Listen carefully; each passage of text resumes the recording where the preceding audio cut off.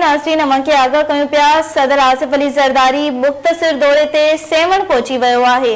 आसिफ अली ज़रदारी कलंदर लाल शहबाज जी मज़ार ते हाज़िरी भरी आहे। सदर पाकिस्तान कलंदर जी मज़ार ते गुलनि जी चादर चाढ़ी आहे ऐं सलामी पेश कई आहे। सदर आसिफ अली ज़रदारी दरगाह ते हाज़िरी जे मौक़े ते मुल्क ऐं क़ौम जी तरक़ीअ लाइ ख़ुसूसी दुआ पिणु घुरी आहे। अमांखे आगाह कयूं पिया। सदर आसिफ अली ज़रदारी मुख़्तसिर दौरे ते सेवण पहुची वियो आहे। सदर आसिफ अली ज़रदारी कलंदर लाल शहबाज जी मज़ार ते हाज़िरी भरी आहे। सदर पाकिस्तान कलंदर जी मज़ार ते गुलनि जी चादर चाढ़ी आहे ऐं सलामी पेश कई आहे। सदर आसिफ अली ज़रदारी दरगाह ते हाज़िरी जे मौक़े ते मुल्क ऐं क़ौम जी तरक़ीअ लाइ ख़ुसूसी दुआ पिणु घुरी आहे। सदर मज़ार जे मुख़्तलिफ़ हिस्सनि जो दौरो पिणु कयो ऐं तरक़ियाती कमनि जो जाइज़ो पिणु वरितो। सदर जे दौरे दौरान सिक्योरिटी जा इंतज़ाम इंतहाई सख़्त कया विया। अमांखे आगाह कयूं पिया। सदर आसिफ अली ज़रदारी मुख़्तसिर दौरे ते सेवण पहुची वियो आहे। आसिफ अली ज़रदारी कलंदर लाल शहबाज जी मज़ार ते हाज़िरी भरी आहे। सदर पाकिस्तान कलंदर जी मज़ार ते गुलनि जी चादर चाढ़ी आहे, सलामी पेश कई आहे। सदर आसिफ अली ज़रदारी दरगाह ते हाज़िरी जे मौक़े ते मुल्क ऐं क़ौम जी तरक़ीअ लाइ ख़ुसूसी दुआ पिणु घुरी आहे। सदर मज़ार जे मुख़्तलिफ़ हिस्सनि जो दौरो कयो ऐं तरक़ियाती कमनि जो जाइज़ो पिणु वरितो। सदर जे दौरे दौरान सिक्योरिटी जा इंतज़ाम इंतहाई सख़्त कया विया आहिनि। सदर आसिफ अली ज़रदारी मुख़्तसिर दौरे ते सेवण पहुची वियो आहे। अमांखे आगाह कयूं पिया। आसिफ अली ज़रदारी कलंदर लाल शहबाज जी मज़ार ते हाज़िरी भरी आहे। ख़बर अवां सां शेयर कयूं पिया। सदर आसिफ अली ज़रदारी मुख़्तसिर दौरे ते सेवण पहुची वियो आहे। आसिफ अली ज़रदारी कलंदर लाल शहबाज जी मज़ार ते हाज़िरी भरी आहे।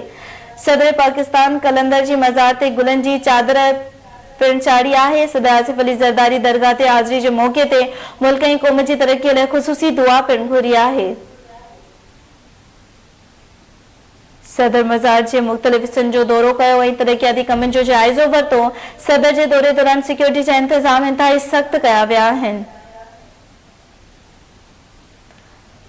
अमांखे आगाह कयूं पिया। सदर आसिफ अली ज़रदारी मुख़्तसिर दौरे ते सेवण पहुची वियो आहे। आसिफ अली ज़रदारी कलंदर लाल शहबाज जी मज़ार ते हाज़िरी भरी आहे।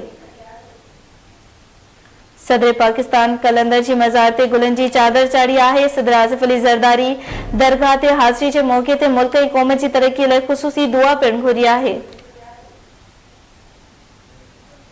सदर मज़ार जे मुख़्तलिफ़ हिस्सनि जो दौरो कयो ऐं तरक़ियाती कमनि जो पिणु जाइज़ो वरितो। सदर जे दौरे दौरान सिक्योरिटी जा इंतज़ाम इंतहाई सख़्त कया विया।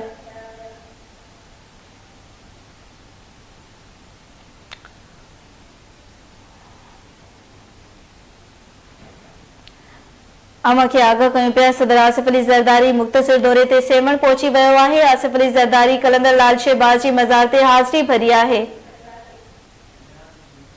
इन हवाले सां वधीक अपडेट मालूम कंदासीं। रियाज़ हुसैन ज़रदारी लाइन ते मौजूद आहे। जी रियाज़ हुसैन, आगाह कजो कहिड़ा तफ़सील आहिनि?